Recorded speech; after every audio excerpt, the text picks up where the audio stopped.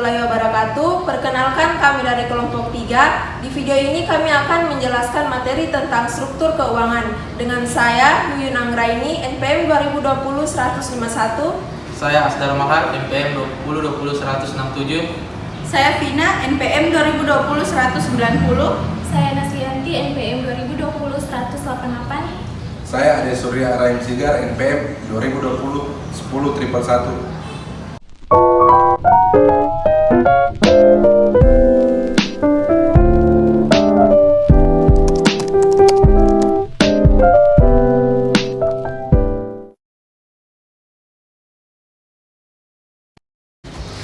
Pengertian struktur keuangan. Struktur keuangan adalah perpaduan dari seluruh item yang ada di sisi kanan neraca perusahaan yang tercermin pada keseluruhan pasifa neraca. Setiap perusahaan memiliki tujuan utama, yaitu memaksimalkan kekayaan pemilik saham. Dalam pelaksanaan tujuan tersebut, setiap perusahaan akan menghadapi pengalokasian dana dan pemenuhan kebutuhan dana yang akan digunakan dalam operasional perusahaan. Struktur modal adalah pembelanjaan permanen di mana mencerminkan perimbangan antara utang jangka panjang dengan modal sendiri. Apabila struktur keuangan tercermin pada keseluruhan pasifa dalam neraca, maka struktur modal hanya tercermin pada utang jangka panjang dan unsur-unsur modal sendiri, di mana kedua golongan tersebut merupakan dana permanen atau dana jangka panjang. Dengan demikian, maka struktur modal hanya merupakan sebagian saja dari struktur keuangan. Pengertian struktur keuangan menurut para ahli. Weston dan Brigham 1991-174 menyatakan bahwa struktur keuangan adalah cara aktiva-aktiva perusahaan dibelanjai, di mana hal ini merupakan bagian kanan dari neraca. Struktur finansial atau struktur keuangan juga merupakan kombinasi atau bauran segenap pos yang masuk ke dalam isi kanan neraca perusahaan. Menurut Weston dan Copeland 1997-89, struktur keuangan adalah cara bagaimana perusahaan membiayai aktivanya. Struktur keuangan dapat dilihat pada seluruh sisi kanan neraca yang terdiri dari hutang jangka pendek, hutang jangka, dan modal pemegang saham. Menurut Sartono 2004-238, struktur keuangan adalah cara bagaimana perusahaan membiayai aktivanya. Aktiva perusahaan didanai dengan utang jangka pendek, utang jangka panjang, dan modal pemegang saham sehingga seluruh sisi kanan neraca memperlihatkan struktur keuangan. Menurut Trianto 2008-22, struktur keuangan berbeda dengan struktur modal. Struktur keuangan adalah perimbangan perbandingan hutang jangka panjang dengan modal sendiri. Struktur keuangan mencerminkan perimbangan baik dalam artian absolut maupun relatif antara keseluruhan modal asing, baik jangka pendek maupun jangka panjang, dengan jumlah modal sendiri. Struktur keuangan terdiri dari A. Hutang jangka pendek. Hutang jangka pendek merupakan hutang yang jangka waktu pembayarnya kurang dari 1 tahun. Martin 1998-37 juga menyatakan bahwa sumber-sumber pembiayaan yang harus dibayar kembali paling lama 1 tahun digolongkan sebagai pembiayaan jangka pendek. Dalam hal ini, hutang jangka pendek digunakan untuk memenuhi kebutuhan yang bersifat kontemporer. Terdapat beberapa bentuk instrumen hutang jangka pendek, di antaranya yang pertama, hutang transaksi merupakan suatu pinjaman dari bank untuk keperluan suatu transaksi khusus.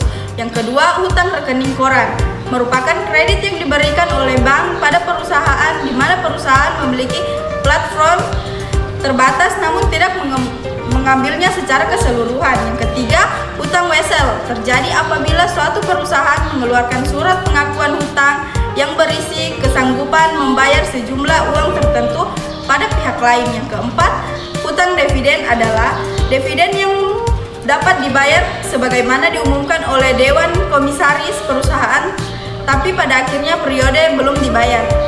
B. Hutang jangka panjang. Menurut Sujaja dan Berlian, hutang jangka panjang adalah salah satu bentuk pembiayaan yang memiliki jatuh tempo lebih dari 1 tahun. Biasanya memiliki jangka waktu 5-20 tahun. Adapun jenis-jenis hutang jangka panjang adalah yang pertama, obligasi, merupakan pinjaman di mana perusahaan mengeluarkan surat tanda memiliki hutang yang memiliki nominal tertentu. Yang kedua, hipotek adalah pinjaman di mana pemberian hutang atau kreditur diberi hak terhadap barang tidak bergerak, di mana apabila perusahaan tidak mampu melunasi hutangnya, maka kreditur berhak menjual barang tersebut untuk melunasi hutang perusahaan. Yang ketiga, leasing merupakan kontrak berupa penawaran hak guna aktiva kepada pihak lain dalam jangka waktu yang telah disepakati antara kreditur dan perusahaan. C. Modal sendiri atau ekuitas. Modal sendiri merupakan dana jangka panjang perusahaan yang disediakan pemilik perusahaan atau pemegang saham yang terdiri dari berbagai jenis saham serta laba ditahan.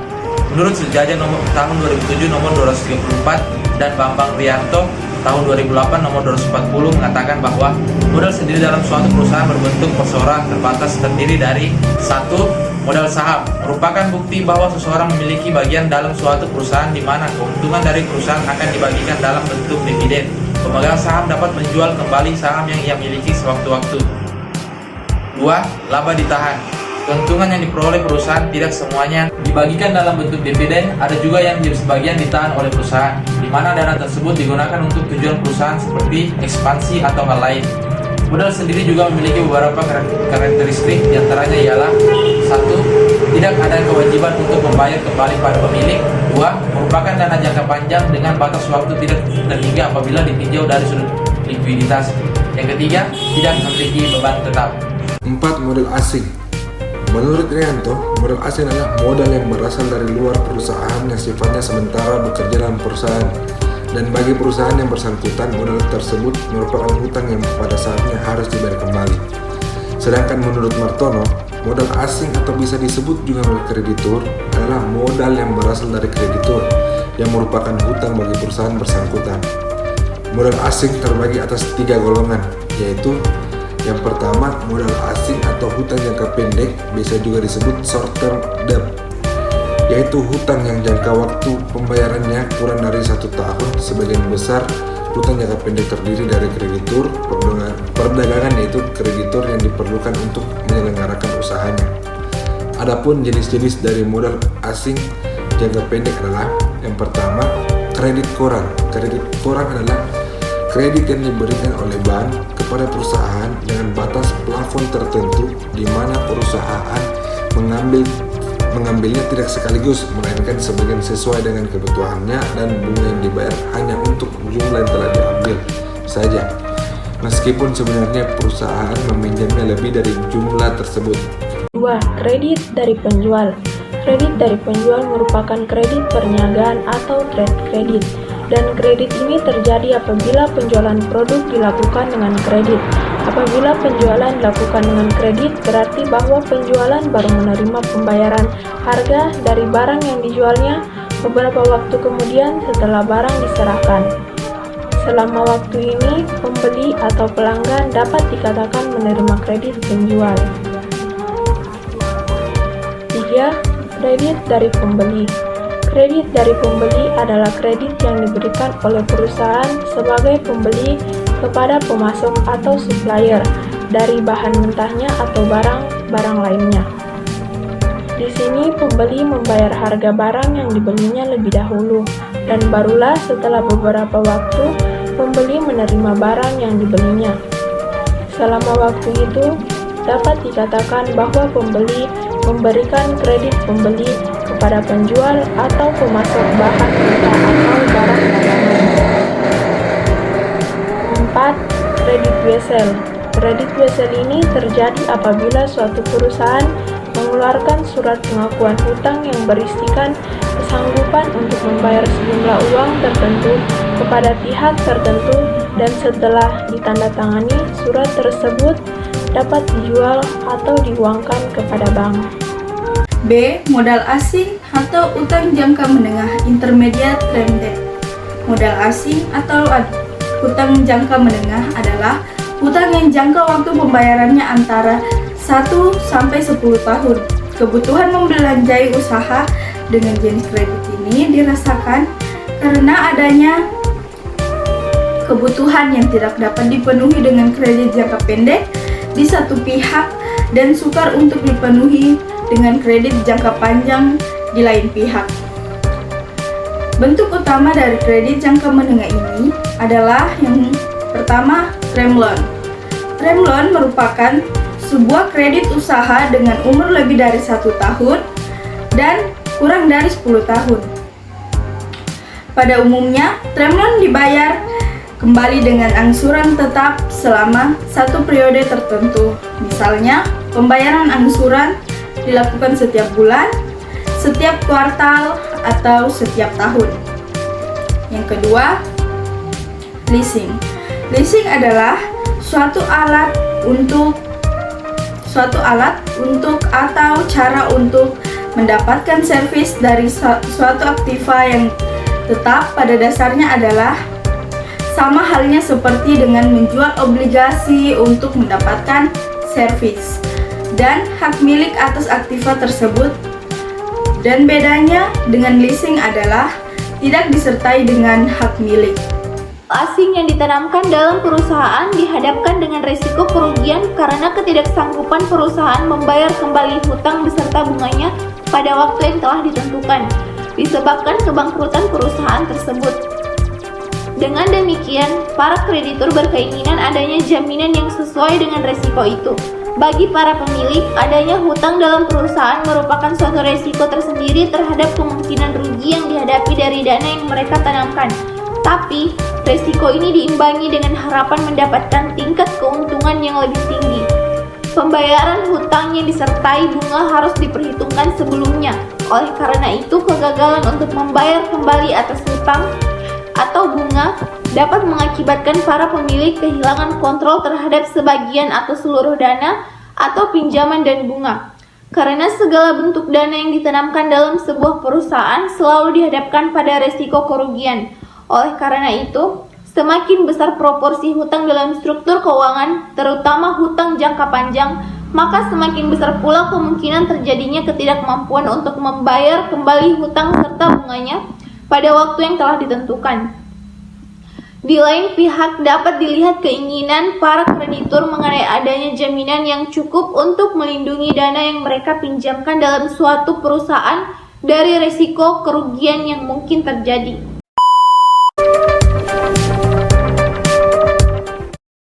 Berikut adalah salah satu contoh soal struktur keuangan mengenai hutang jangka panjang yang berkaitan dengan obligasi. Pada tanggal 1 Oktober 1995, perusahaan komputer menjual 100 lembar obligasi sebagai utang jangka panjang dengan nilai nominal Rp100.000 setiap lembar, dengan harga kurs 104%. Bunga obligasi 12% setahun dan dibayarkan tiap-tiap tanggal 1 bulan 6 dan tanggal 1 bulan 12. Obligasi tersebut berlaku sejak tanggal 1 Desember 1994 sampai dengan tanggal 1 Desember 1999 nanti.